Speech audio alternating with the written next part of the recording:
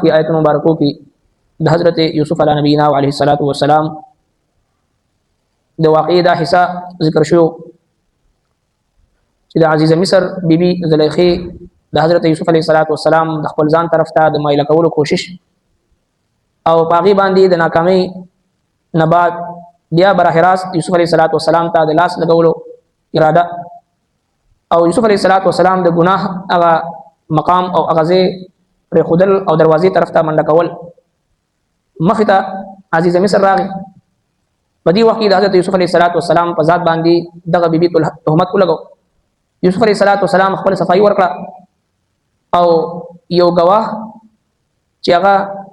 د یو ماشوم شیرخوار ماشوم په صورت کې و چې هغه د یوسف علیه السلام د صداقت گواهی ورکړه چې قمیص وګورئ چې وکتلی شو نو هغه د شا طرف نه شلیدلی مطلب دا و چې دا په دې کې یوسف علیه السلام بې قصور دی او عزیز مصر خپل بیبي ته ووایي چې ټوله خطا کې ده استغفار وکړه او یوسف علیه السلام ته ووایي چې دې خبرې نه واوړه دا خبره پرېږده یوسف علیه السلام هغه خبره چا سره ذکر نه کړه خو د عشق او د محبت داستان چې ته پټیږي نه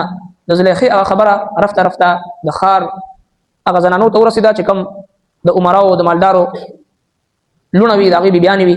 هغوی په خپلو کې خبرې شروع کړي چې د عزیز مصر بیبي ته وګوره دومره اوچت عهده او منصب باندې او یو غلام باندې چې د هغه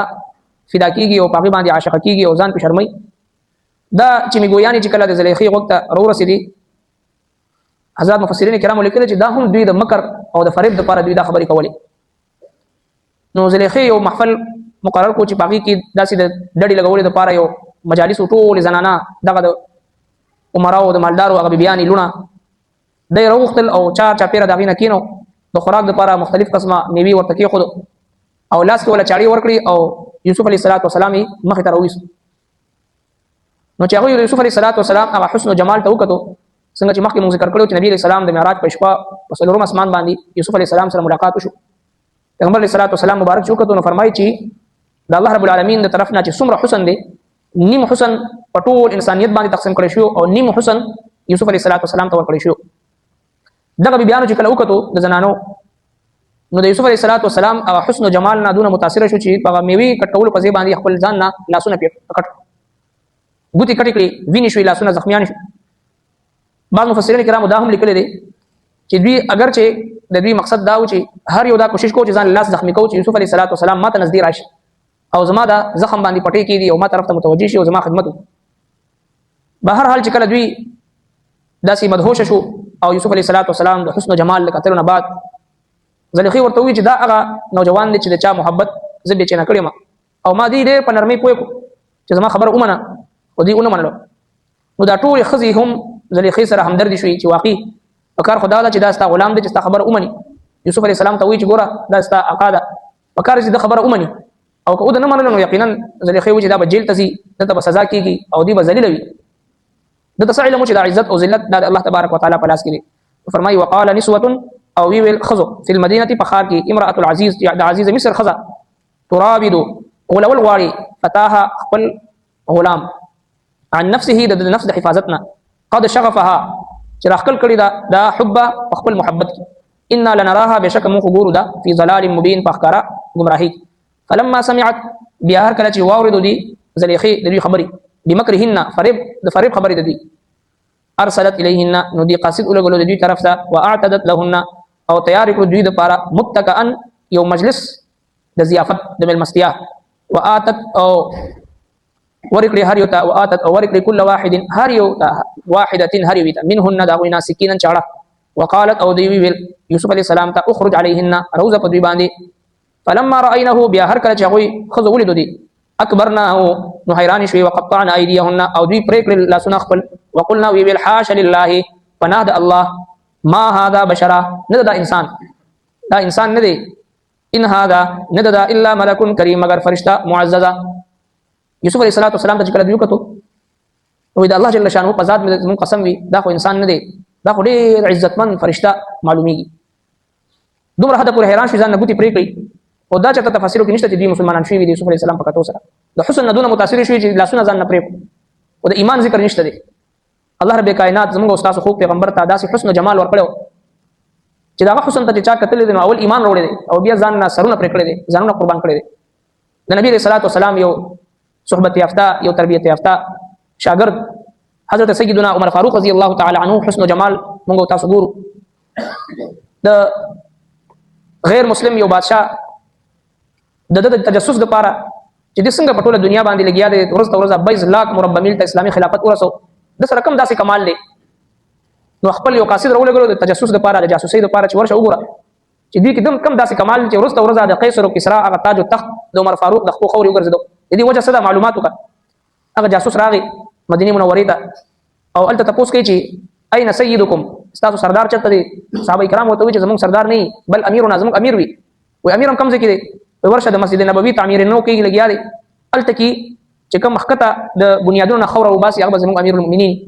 الته نه نو فلانکی ځکه باغونی لاندې به آرام کوي کله آرام وخوي الته چراغ وکړو حضرت عمر فاروق رضی الله تعالی عنہ د اونې لاندې یو کاڼي باندې سر یې د آرام کوي را پاسو وته چې فلانکی بادشاہ را لګلې ما او دا درې تحفه را لګلې تاسو لپاره او څه شي دا د دنیا قیمتي ترين عطر دی چې بادشاہان یو بل ته تحفه کوي او دا د دنیا قیمتي ترين زهر دی چې په کوم لار باندې ستاسو دشمن راځي په لار باندې واچو ستاسو دشمن به هلاک شي او دا یو حسینه جمیله وینځه دا په تحفه کې را لګلې حضرت عمر فاروق رضی الله تعالی عنہ هغه عطر راوغل شو د مسجد نبوي په بنیاد باندې واچو فرمایي چې دا بنیاد او د مسجد نبوي دا خوره د دنیا د هر عطر نه موږ لپاره قیمتي ده او دغه جنې راوغشتو تاسو بچا نکاح نه کړی یو نوجوان لاس چکو ما نکاح نه کړی وای دا ستاسو نکاح شو او هغه زهر راوغشتو بسم الله الذي لا يضر مع اسمه شيء في الارض ولا في السماء وهو السميع العليم دا دعاء الى هغه زهر یوسکلو نو مخه ته کوم قاصد هغه به هوش شو چې کله هوش کې راغی وته وی چې ظاهران په دې خبره باندې چې دې زهر د وجه نه ته هلاک څنګه نشي مر څنګه نشي حضرت عمر فاروق رضی الله عنه فرمایي چې اے بت پرستا تا ته بوتانو خو دې چې زهر مړ کول کوي ما ته زما مصطفی ویلي چې تر څو چې رب کائنات مرګ اراده چانی کړی د دنیا یو طاقت هم سم نشي وجلی بهر حال دې چې کله واپس لاړو الته کې خپل بادشاہانو ته وی چې د هغه خلکو مقابله کول دا ناممکن ده ټول ورځ هغه د اسونو د پاسه ناس جهاد کوي او ټول شپه په مصلی باندې ولاړ جړاګانی کوي دا غوي مقابله نشي کېدی وای بیا څه مشوره ده وته وی دې مشوره ما دا چې دې په کوم علاقه باندې راځي په موږ باندې حمله کوي په دغه لار کې دوی لپاره بے پرده او بے لباس او بربند زنانه ورته ودروي د دې لخر چې کله پدې تیریږي او د دوی نظر په دغه زنانو باندې پریوزي د الله مدد به خوشي او چې کله د الله مدد ته خوشي نو بیا هیڅ شي نه دی به د هیڅ طاقت نشته دی نو مفسرین کرام لیکلي تقریبا 70 میل مسافت باندې دوی دغه سي بے لباس زنانه ودرو حسینه جمیله چې صحابه کرام او عمر فاروق رضی الله تعالی عنہ چې کوم لخر پدې راځي پدې زنانو د دوی نظر پریوزي د الله مدد ته خوشي حضرت عمر فاروق رضی الله عنه د جاسوس خبر وروړو چې دغه مسله ده د صحابه کرام لخر راجمه کو او نصيحت وتو فرمایل د قران کریم آیات وتو لستلقل للمؤمنین یغضوا من ابصارهم ويحفظوا فروجهم ما محبوب پیغمبر دی مؤمنانو ته ویا چې خپل نظرونه لاندې ساتي د خپل شرمګاهونو حفاظت کوي د نظر حفاظت ترغیب ورکو او لخر روانه کو په دغه 70 میل مسافت باندې زرګونو لخر د صحابه کرامو تیر شو یو قسم داسې نو چې هغه سر اوچت کړی وي دي زنانو طرف ته کتلې وي چې کله د لخر تیر شو نو د دې زنانو د چې 70 میل فاصله باندې دوی ولاړ وي د دوی د خلونو د الفاظ وته چې کوم د یوسف علی السلام په باره کې د مصر خزو ویلو حاشا لله ما هذا بشرا ان هذا الا ملك کریم زمونږ په الله ذات باندې قسم وي دا خو انسانان نو دا خو فرشتي او كانها على رؤوسهم الطيور عیسائی مورخین لیکل چې دوی داسې تیر شو لکه دوی په سرونو باندې مرغان ناس یو کس داسې نو چې دي زنانو طرف ته کتلې وي یو طرف ته حسن یوسف دی بل طرف ته حسن مصطفی دی د نبی علیہ الصلوۃ والسلام هغه حسن چې په کم کم صحابي باندې پریوته دي په کم کم صحابي باندې اثر کړی دی دا وی د حسن هغه مقام دا دی دا وی د حسن انتها دا چې حضرت عمر فاروق رضی الله تعالی عنہ 22 لاک مربع میل باندې خلافت کو جنن پټه کې 15 ملکونه آباد دا حسن مصطفی دی نو بهر حال حضرت یوسف علیہ الصلوۃ والسلام حسن جمال ته کله دیو کته نو قلنا حاشا لله ما هذا بشرا ان هذا الا ملك کریم دی وی چې دا خو یو عزت مند فرشته ده الله تبارک وتعالى دوی ته خو دله چې د یوسف علیه السلام هغه حسن جمال او د دوی هغه باوجود د حسن جمال نه دغه زنانو نه ځان ساتل د دوی طرف ته یوسف علیه السلام سترګم چت نکړه حفاظت نظر ولې دا د تربیت اثر دا د ماحول اثر د حضرت یعقوب علیه السلام د صحبت او د تربیت هغه اثر دی وجه نه کله انسان یو ماحول کې پاتې شي یو مجلس کې پاتې شي د نیکانو صلحو پاکانو خلکو په صحبت کې پاتې شي دا اثر ور باندې داسې کیږي چې بیا د ګناه نه د بچ کېدو طاقت او قوت پیدا کیږي دی وجه د نبی کریم صلی الله علیه وسلم چې څومره شعبې د دین دی پاغي کې دغه مهنت کیږي په مساجدو کې په مدارسو کې په مراکزو کې په خانقاګانو کې په دعوت تبلیغ کې په ټولو کې دغه مهنت کیږي چې مسلمان ایمان دی مقام ته ورسي چې د ګناه نه بچ کېدو غو صلاحیت پیدا شي موږ تاسو ګورو چې د څومره دیني شعبې دي زموږ پیر او مرشد مفتی سید مختار الدین شاه صاحب رحمه الله فرمایل چې د څومره دیني شعبې دي په معاشره کې هر یو شعبې سره تاسو سنه برخه او حساب کې واخلي د هر دیني شعبې فریق مو جوړیږي رفیق جوړ شي هغه سره دوه قدم اوچتوي هغه لپاره کم از کم نور څه نشي کولی هغه لپاره دعاګانې کوي نن څنګه چې دا مرګ راغلو مختلفو مساجدو نه غشت لپاره راغلو دی را دي سره راغلو چې په دې محله کې غشت شي دلته هم تعلیم شي مقامي کار شي سار مشوره کیږي او دغه شان مسبخین نه پس تعلیم کیږي او جمعې پورز مازیګر کې غشت کیږي عام ورځو کې نن دې د قرآن د وجه نه موږ هغه مؤخر کړه نو کم از کم چې د سروزي جماعت زموږ استاد مسجد نه هم اوسي مرګ زید کم از کم د ماحول کې کینو زده کړو کو نیکو پاکانو خلکو په صحبت کې کینو او اوقات د الله په لار کې ولګو په ټوله دنیا کې الحمدلله نن د افریقي په جزیرو کې او د ملک د دنیا په کونه کونه کې د دعوت ال الله چې کوم شعبه روانه ده چې سنه کم از کم یو سروزي هدا پورې خو زموږ تعلق وي چې د دین څومره شعبې روانې دي بالخصوص دعوت او تبلیغ کم از کم تعلیم کې کینو مشوره کې کینو خپل کور کې چې تعلیم کو کور کې مذاکره یو سلسله شروع کو چې کله دا مذاکره کیږي دا زموږ استادو انفرادي اجتماعي ذمہ داری ده الله رب کائنات قرآن مجید حکم را کړی کنتم خیر امه اخرجت للناس د امت کوم خصوصیت بیان کړی شوی دا وجه دا تأمرون بالمعروف وتنهون عن المنکر وتؤمنون بالله د امر بالمعروف نهي عن المنکر دا یوازې دعوت تبلیغ ولو کار نه دی دا د هر مسلمان ذمہ داری ده كلكم راع وكلكم مسؤول عن رعيته زموږ استادو د ماتحت او زموږ استادو د متعلقین او زموږ استادو د کشرانو په اړه کې موږ تاسو کیږي ایا زموږ خپل کور کې د تعلیم سلسله شروع کړې ده کنه ایا کورونو کې موږ تاسو دینی ماحول پیدا کړی ده کنه ایا کورونو کې موږ تاسو د یو بل او د خپل کشرانو خبرګری کوو کنه د دې بقایده تاسو موږ تاسو نه کیږي دی وجه چې تاسو دینی تحریکونه دي او دینی شعبې دي په هر شعبه کې سنه صحه د پوری برخه او حساب اصل دا ضروری دي